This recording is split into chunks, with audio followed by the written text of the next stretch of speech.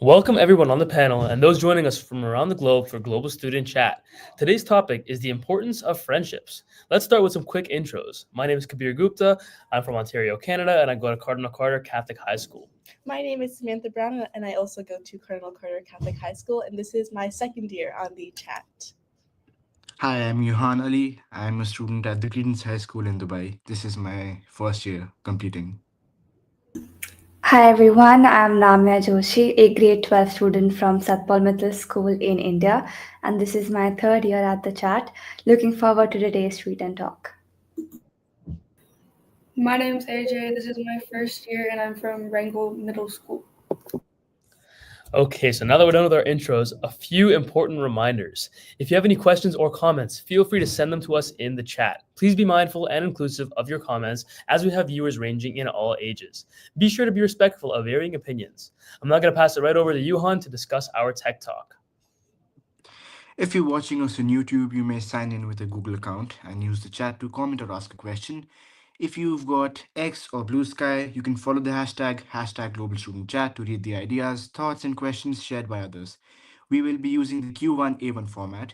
You can also participate on our Instagram account by responding to the posts. You can use the hashtag Global Student Chat to add your thinking and get involved in the conversation. Feel free to share your name and where in the world you're joining from today. If you ask questions, they will be brought to the panel. I'll hand it over to Namya now for the first question. Thank you, Johan.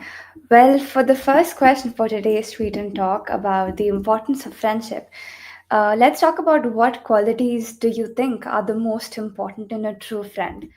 Well, to me, I believe a true friend is someone who, goes beyond just being there for you. The kind of a person who isn't afraid to correct me when I'm wrong, but they do it in a way that's meant to help me and not tear me down. It's like they care enough to put out where I could do better and guide me, when I need it. And I'm sharing this out of my personal experience. And I think at the same time, a true friend knows how to celebrate my wins, whether it's coming from a small or big achievement. They're genuinely happy and are not shy to show it. It's like having someone who has your back no matter what, whether I'm messing up or doing great, they're there. And it's that balance of honesty and support that really defines real friendship to me. Yeah, I definitely agree with what you have to say, Namya. I think genuine care and like compliments and words of affirmation, even for your friends, are a big part of friendship. So that was one of the things that I may have mentioned. The other thing that I'm going to mention is overall effort. I think that a lot of times relationships and friendships can go south because one person's putting in a lot of effort and the other person's not. It may be in terms of hanging out, inviting the other person to go out for lunch or get together, and the other person is not reciprocating that, both in ways of not wanting to go out and not inviting the other person to go out. And I think in general, a one-sided relationship where somebody's lacking effort can definitely deteriorate a friendship. I feel like that also goes hand in hand with being open-minded, because I feel like there's kind of two extremes to it. If you have a friend who's very closed-minded, then they can kind of weigh you down and lower your confidence and demotivate you. And then the other side to that is if they allow you and tell you to do all of your decisions and ideas that you have, that can also kind of be unbeneficial for you. As I feel like there's like a balance you need. You have to be in the middle of that, and that's a really good quality for a friend to have. I feel like that also connects with effort. We're gonna have a lot of answers like loyalty, honesty, trust. But I think the most underrated quality is that they have the ability to, a true friend has the ability to take up space in your mind. I mean, it's not just someone who's there for you, it's someone who stays with you even if they're not around. They need to be able to occupy that mental space in a way that pushes you to grow. I mean, it's not about just presence, it's also about ownership of your mind. And they kind of occupy that crucial space in your life, and that's basically what makes them unforgettable.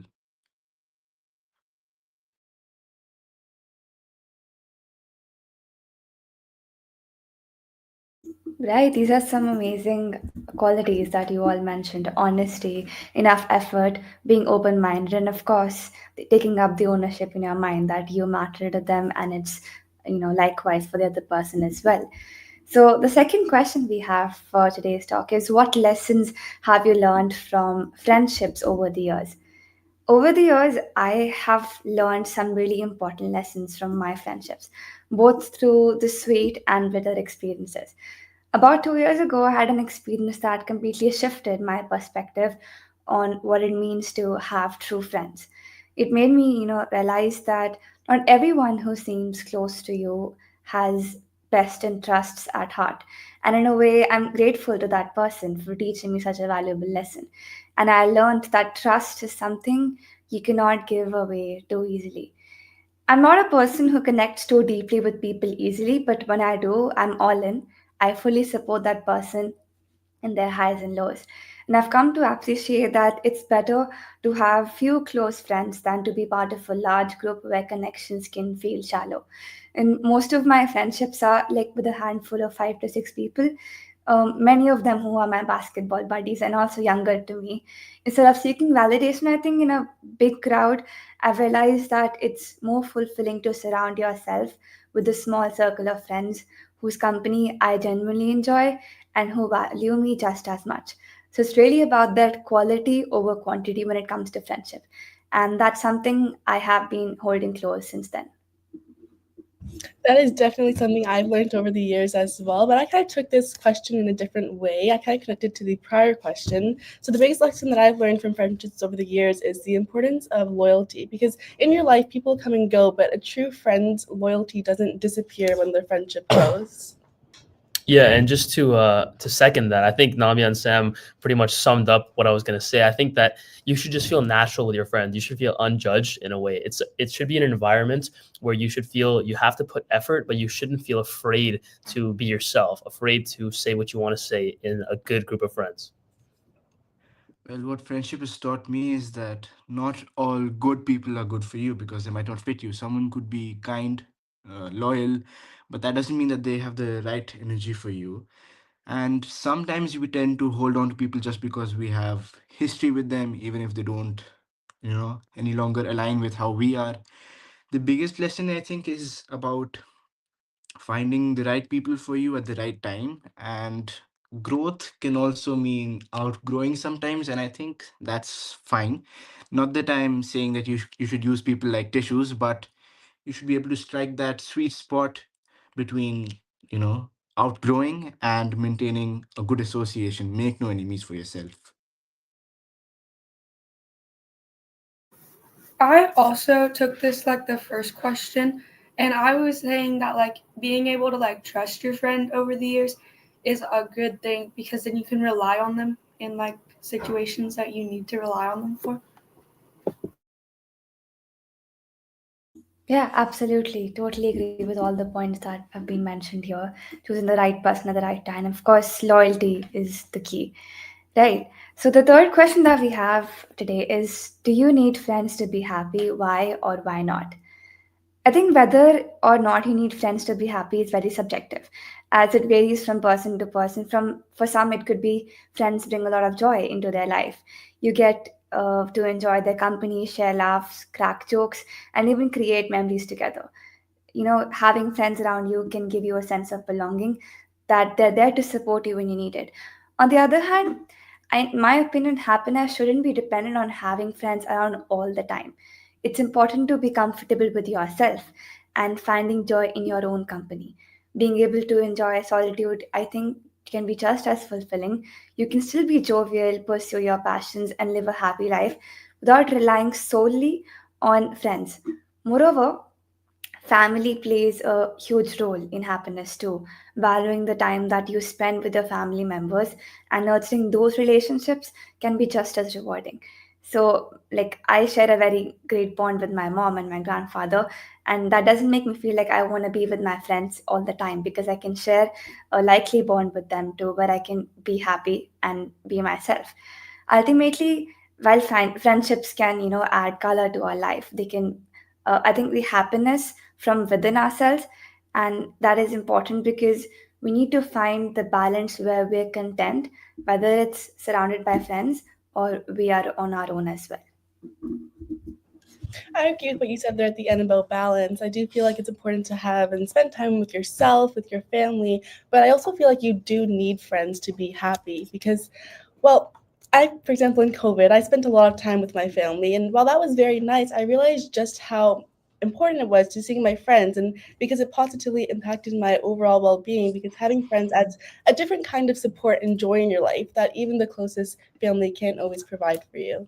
Yeah, and I can definitely relay what both Sam and Namia said.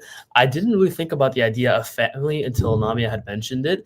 At first, I was thinking that, friends are extremely important for everybody because you need somebody to confide in and to discuss things with. But having family can be an alternative to this. So I guess for some people, you may not need friends to be happy because you can always interact with and get your social cravings from your family. However, for somebody like me, I definitely need friendships and friend groups to let go of my social cravings. I'm a very social person, so I like to have conversations and participate in activities with different people, meet new people, and I think friendships will allow for that to come more easily than not having friends.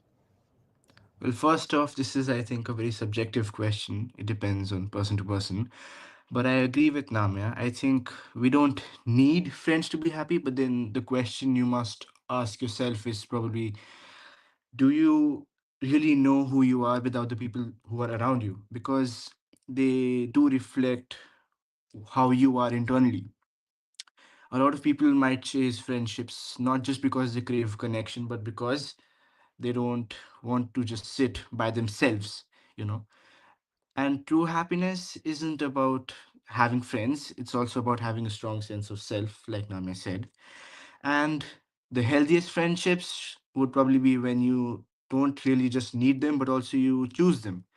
And they should be an addition to your happiness, but not just the source of it.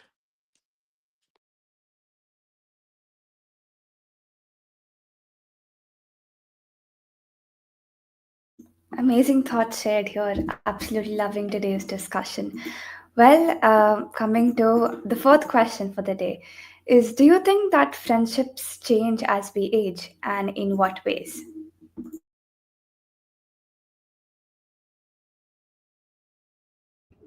I think friendships definitely do change as we age, at least for me, because I found that when I was younger, friendships were more about, hanging out, going on play dates, and putting in a lot of effort in situations where it could be more relaxed. For example, now I can just have a friend over and we can bond over just talking or doing homework together. I feel like friendship now is more about just having somebody to accompany you and be around you, and that presence is more than enough to I guess, please you in a way. But when you're younger, you need to put in more effort and more time and more energy into these friendships.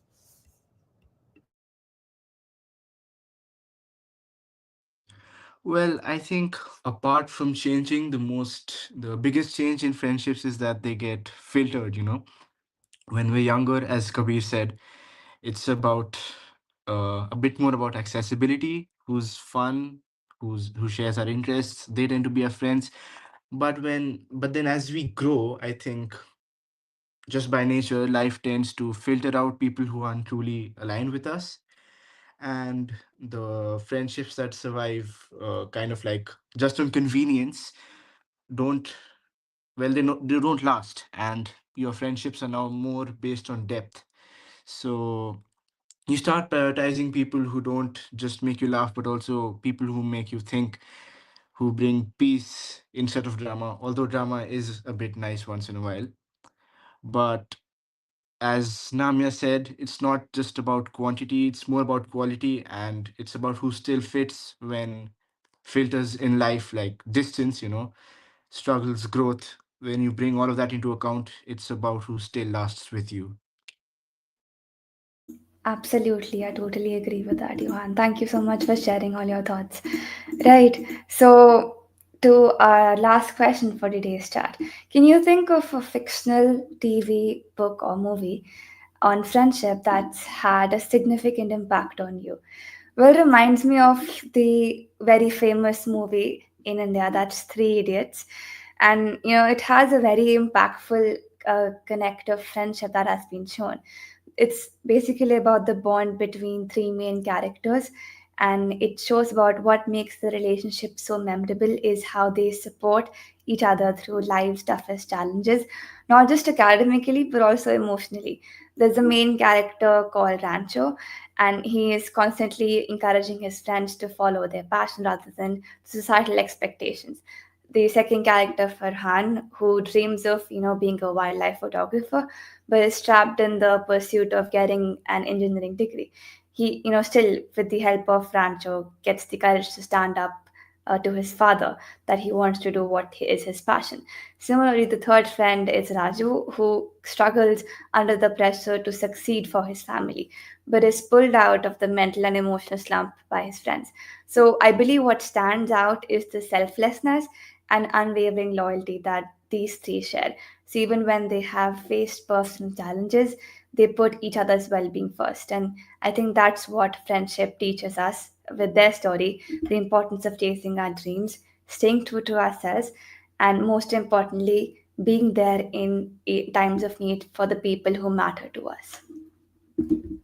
I think it's great that you mentioned that film, Namia, because although I couldn't think of a lot of films that have inspired my idea of friendships, I could think of that movie, Three Idiots, because I think that just the name itself describes how these three silly and goofy friends are able to have so much fun together by doing careless and reckless things without needing to spend money or have actual planned activities. They just have a great time and enjoying each other's company. And that's something that I look for in my friendships.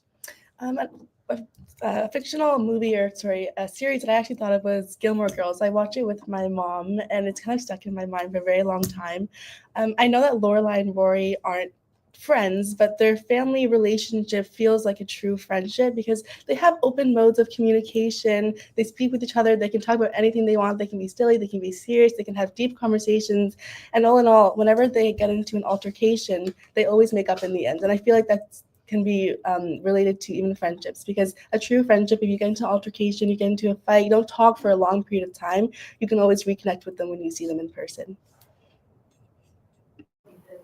When I think of a fictional friendship, I think of Maya and Riley from Girl Meets World. Uh, they really help me with my friends and like help me feel like I need to choose someone who I could be like real around, like, and that was just what I thought of. I was originally thinking about telling all of you about two characters in The Lord of the Rings, but then I decided not to go with it. I think I'll go with Sherlock Holmes and Watson, because if you see throughout the books by Arthur Conan Doyle, Sherlock Holmes is being portrayed as a kind of a disconnected individual. He uses only logic but not emotion. And Watson, on the other hand, is a bit more human and grounded. Sherlock alone is brilliant, of course, but then he'd also be isolated. Watson, what he does is he doesn't just change him, but he also anchors him.